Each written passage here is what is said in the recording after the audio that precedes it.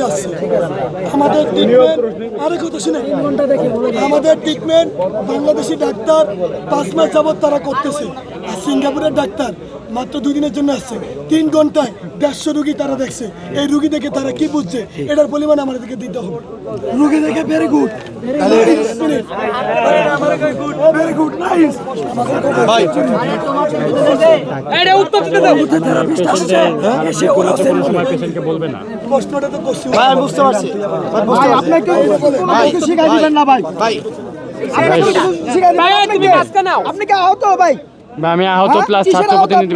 আপনি আমার এমআইএস দেখবেন, আমার এমআইএস নাম্বার ভাই 35,762, 35,762। আপনি এই ওই কিছু বলতাছে, এই এটা কে রে? আচ্ছা এই ওটা কোনো কথাই বলতাছে না। আচ্ছা ভাই শরীফ ভাই, এই শরীফ আপনার কামরুল ভাই, কামরুল ভাই কি? শরীফ ভাই কথাটা বলেন। আচ্ছা এরপরে কি হয়েছে না সিঙ্গাপুরের ডাক্তারের বিষয়টা বলেন। ভাই? আপনি তো বলছেন, এটা আমি মাত্র জানলাম, আমি তো জানি আপনি তো বলেন নাই। আচ্ছা আপনি যদি বলতেন ডাক্তারের ফোন দিয়া, বা আপনি যদি এখানে যারা আছে ইয়ার দায়িত্বে বলতেন যে আমাদের এই চিকিৎসা লাগবে না, আমাদের আরো ভারত সচিব সাইদুর ভাই রহমানকে জানানো হয়েছে। জানানো হয়েছে, আপনি এরপরে রাস্তায় নেমে আসছেন। আপনি জানাই তো একটু অপেক্ষা করবেন। কি বলছে? সে বলছে আমাদের সিঙ্গাপুরতে যে ডাক্তার আছে তারা তোমাদেরকে প্রাথমিকভাবে দেখার জন্য। কেন আমাদের প্রাথমিকভাবে দেখার জন্য? আমি একটা কথা কই আপনারে, কিছুদিন আগে একটা হসপিটাল, নাম বলবো না, ভাই শুনেন ভাই, আমরা তো প্রত্যেকটা জিনিস আমরা জানি। কিছুদিন আগে একটা হসপিটালের এক ডিরেক্টর, উনি দেখছে কি ওই যে রাতের 12টায় রুগী বের হয়ে যায়, 10টাও বের হয়ে যায়, 1টাও বের হয়ে যায়। তো রুগী বলল কি, ডিরেক্টর বলল কি, ভাই এটা তো হোটেল না, এটা হসপিটাল, আপনাকে একটা নির্দিষ্ট নিয়ম মান্য বাড়িতে হবে, ঢুকতে হবে। এই কথা বলার কারণে আহত আন্দোলন শুরু করে দিয়েছে। ভাই এটা সবাই তো যার যার জায়গা থেকে তার একটা প্রফেশনালিজম আছে। উনি তো এটা বলতেই পারে যে এটা হোটেল না, এটা হচ্ছে হসপিটাল, আপনাকে নিয়ম মানতে হবে। আপনি তো চাইলে হসপিটাল থেকে বেরিয়ে যেতে পারেন না, আপনি চাইলে ঢুকতে পারেন না, একটা নিয়ম তো মানতে হবে। আমি যদি এই নিয়মটা না মানি তাহলে কেমন হবে? পরে কি বানালো, এটা মিডিয়া ট্রায়াল বানালো, ডিরেক্টর আহতদের উপরে খারাপ ব্যবহার করতেছে। ভাই তাহলে ডিরেক্টর চিকিৎসাটা করবে কেমন? এখন ডাক্তারের তো একটা ওয়ে অফ ট্রিটমেন্ট আছে, এটা যদি পছন্দ না হয়ে থাকে আপনি পোলাইটলি অ্যাড্রেস করেন যে ভাই আমার এই চিকিৎসাটা হয় নাই। এটা না করে আপনি রাস্তায় যদি নেমে আসেন, বলেন ডাক্তারকে কী করবে? ডাক্তারের তো একটা প্রফেশনালিজমের একটা ধরন আছে।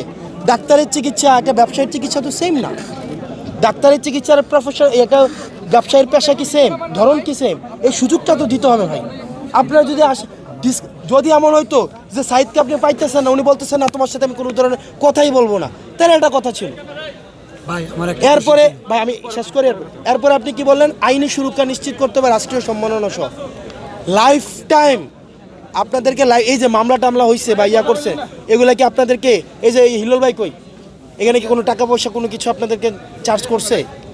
এই যে বিভিন্ন মামলা টামলা বিভিন্ন বিষয়, ভাই আমি দ্বিতীয় মামলা করছি, 1 টাকা লাগে নাই, বরং আমি তো দ্বিতীয় মামলা করছি, তাহলে কারণ আমার বাচ্চা মারা গেছে। সুন্দর করে প্রশ্ন করে। ভাই একটা জিনিস 1 দেখেন, টাকাও লাগে না, 1 টাকাও নেয় নাই।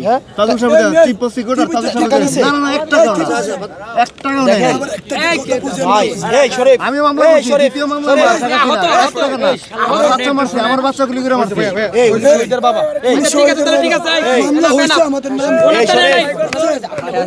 সব নিয়ে শরীফ, শরীফ না উনি আহত না, উনি শহীদের বাবা, শরীফ উনি শহীদের বাবা। শুনে এমনি যদি তুমি অ্যারোগেন্ট হও, এমনি যদি ধরো আমি একজনের কথাটা সহ্য করতে পারলাম না, গিয়ে লাগাই দিলাম, ভাই এগুলা কি হয় বল? তুমি আমাকে অপছন্দ করতে পারো, আমার কথা পছন্দ নাই হইতে পারে, এটার জন্য ভাই আমার এই কথাটা পছন্দ হয় না, আমার আরেকটা কথা আছে, এটা বলা যায়, এটার জন্য গিয়ে মাইরা দিলাম, ধরে দিলাম, এমনি জিনিস ফাংশন করে না। আপনি আমার একটা কথাও পছন্দ না করতে পারেন, আবার আমি যতক্ষণ বলছি আপনি ততক্ষণ বলেন। আমি যে আসার পর আপনাকে শুনি নাই, আমি আইসাই তো ধমকার করলে পারতাম না, করি নাই তো। এটা নাহলে ঝগড়া বাড়বে, লাভ হবে কি? এই যে আইনি সুরক্ষার বিষয় ভাই, আপনাকে কোন জায়গায় মামলা করতে গেছেন, আপনাকে মামলা নেয় নাই আমার বলেন। এটা ঠিক, পুলিশ অনেক জায়গায় মামলা বাণিজ্য করতেছে।